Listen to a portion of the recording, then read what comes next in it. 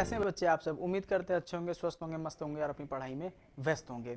जैसे कि आप लोगों ने देखा होगा कि हमारी एक टेक्निकल एंट्री का फॉर्म आ गया है। अब टेक्निकल एंट्री होता क्या है?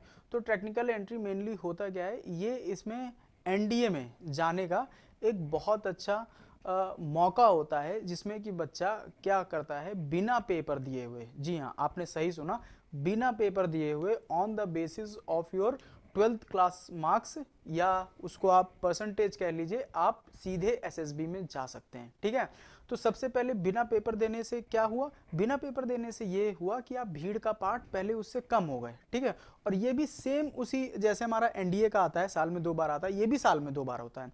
और इस बार जैसे साल में 2 बार आता है, एक आएगा उधर ये अप्रैल मार्च की तरफ। ठीक है, तो अप्रैल मार्च और इधर वाले में डिफरेंस क्या है? तो देखिए अप्रैल मार्च में आपको जो कंपटीशन होता है आपका वो बढ़ जाता है। वो कैसे? क्योंकि अप्रैल मार्च में जो हमारे इस समय के जो 2023 और 24 के जो बैच होगा, जो भी बच्चे होंगे इस साल के, वो सब भी तो उसी भाग में आ जाएंगे ना, तो आपको उनसे compete करना होगा। बट इस वाले में कहीं ना कहीं उसका आपको एडवांटेज मिल जाता है। ठीक है, तो डेफिनेटली है कि आपको ये भरना चाहिए फॉर्म। ठीक है, अब भरना चाहिए। अब इस फॉर्म में है क्या?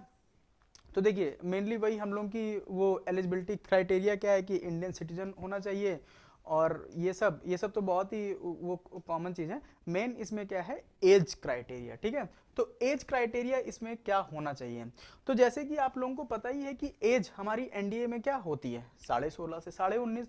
बट 16.5 से जो हमारी 16.5 से 19.5 एज होती है, ये एज हमारी क्या, ये जो एज होती है, ये डेट ऑफ रिटर्न एग्जाम की होती है, कि रिटर्न एग्जाम के समय या फिर फॉर्म भरते समय आपकी ये एज होनी चाहिए, इससे कम नहीं होनी चाहिए, एटलीस्ट इतनी होनी चाहिए। ये मिनिमम एज है। ठीक है, ये मिनिमम एज है, और ये मैक्सिमम एज है। और ये कौन सी होती है? डीओजी होती है। डीओजे मतलब डेट ऑफ ज्वाइनिंग।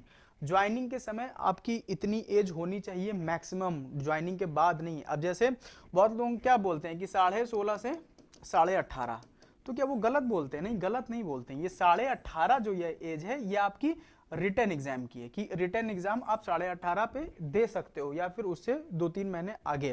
क्यों 2-3 महीने आगे? क्यों? क्योंकि देखिए कोई भी एग्जाम होता है तो उसमें सारी चीजें होने में, क्योंकि फिर आपका रिजल्ट आएगा, रिजल्ट के बाद आपको एसएसबी डेट मिलेगी, फिर आप एसएसबी देने जाओगे, फिर उसमें मेरिट बनती है, तो वो सब मतलब जो टाइम होता है वो 1 साल लग जाता है मिनिमम। तो वही है कि ये आपकी डेट ऑफ ज्वाइनिंग होती है। ठीक है, डेट ऑफ ज्वाइनिंग होती है। तो इसमें दिया गया है, वही दिया है, 16.5 से 19.5 साल भी इसका भी एज का क्राइटेरिया है। और बट इसमें एक चीज और ध्यान दीजिएगा, जो भी एज ली जाती है वो कहां से ली जाती है? 1 से। ठीक है, किसी भी साल के 1 से। तो जैसे इसमें एज क्या, 2005 2 जनवरी से पहले नहीं होना चाहिए, इतना होना चाहिए, वरना बच्चा और छोटा हो जाएगा। और 1 जनवरी 2008 से बाद का नहीं होना चाहिए। ठीक है, बट ये जो दोनों एज है ना, ये डेट, अगर बहुत से बच्चे ऐसे भी होते हैं जिनका इस डेट पे पढ़ रहा हो, तो इस डेट को हटा के ये सारी चीजें, ठीक है, इस डेट को हटा के। आपने रेंज पढ़ा ही होगा, अभी जो क्लासेस चल रही हैं, आई होप कि आपने पढ़ा हो। अब आता है इसमें क्वालिफिकेशन क्या होनी चाहिए। तो क्वालिफिकेशन जैसे कि आप किसी भी बोर्ड से पास हो, बट ये एक टेक्निकल एंट्री है। टेक्निकल एंट्री का मतलब अगर आप इसके थ्रू, मतलब इसके थ्रू अगर आप जाते हैं, अगर सेलेक्ट होते हैं, रिकमेंड होते हैं, तो उसमें आपको गवर्नमेंट कराती है बीटेक। ठीक है, अब बहुत से बच्चे ये ऑब्वियस सी बात जानते होंगे, उनके फैमिली सर्कल में या फिर रिलेशन में ही कोई ना किसी ने बीटेक किया होगा। अब किसी ना किसी ने बीटेक किया होगा, तो बीटेक में कितना कितना खर्चा आता है, कैसे क्या होता है, तो वो सारा खर्चा भी आपका बच जाता है। क्यों? गवर्नमेंट आपको कराती है, वो भी टॉप कॉलेजेस से। ठीक है, तो इसका सबसे पहले बेनिफिट मिलता है। और दूसरी बात, आपका इसमें क्या होना चाहिए, एटलीस्ट 60% तो होना ही चाहिए। और फिजिक्स केमिस्ट्री मैथ भी ये कंपलसरी है, क्योंकि ये टेक्निकल एंट्री है, बीटेक ही करना होता है।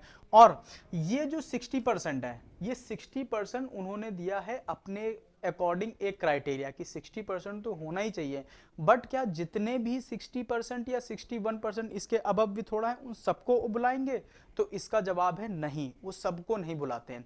अब होता होता क्या है, मान लो 100 बच्चे ने फॉर्म भरा, 100 बच्चे ने फॉर्म भरा, ठीक है, केवल 100 बच्चों ने, वैसे तो बहुत सारे बच्चे भरते हैं बट मैं आपको एक एग्जांपल दे रहा हूं।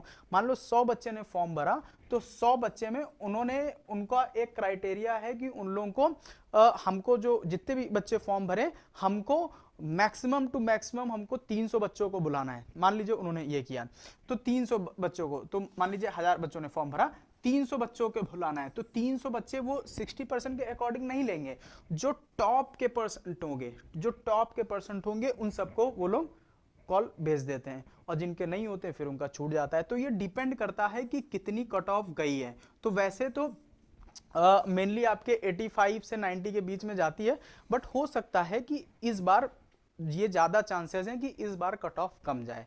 क्यों कम जाएगी, जैसे मैं आपको वीडियो के पहले भी बता चुका हूं, क्योंकि इसमें भीड़ कम होगी।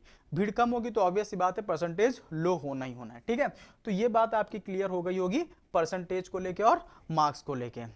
अब यहां जाता है कि मेडिकल और फिजिकल क्या होगा, तो वो इनकी वेबसाइट पे पड़ा है, आप जाके देख सकते हैं, ठीक है। इसमें ट्रेनिंग फेज है, सारा जो भी दिया है, award of degree, cost of मतलब ट्रेनिंग के समय कितना पैसा मिलेगा, वो सब भी दिया है।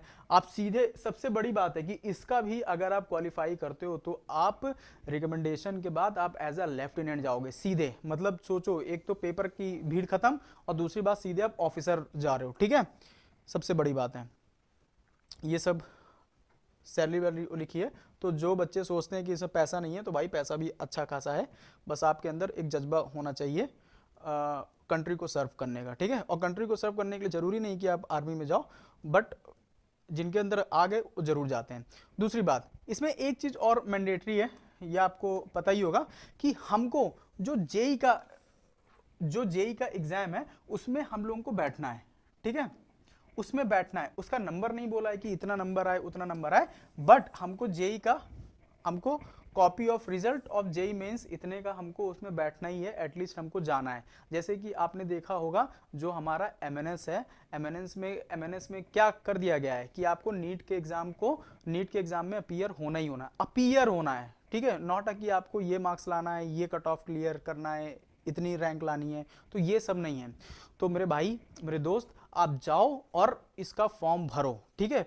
फॉर्म भरो, एटलीस्ट आपको एक कंपटीशन का पता तो चलेगा। और आप सबसे बड़ी बात, आप सीधे टू जो बच्चों का जो एम होता है, जो बच्चों का ड्रीम होता है, आप सीधे एसएसबी जाओगे, ठीक है। एसएसबी जाओगे और थोड़ी सी प्रिपरेशन की जरूरत है। अगर आप अच्छे से थोड़ी सी प्रिपरेशन कर लेते हो तो आप एक जो भी आपने सोचा है आप उस एम को अचीव कर पाओगे। तब तक के लिए बने रहिए हमारे साथ और मिलते हैं नेक्स्ट वीडियो में। तब तक के लिए जय हिंद।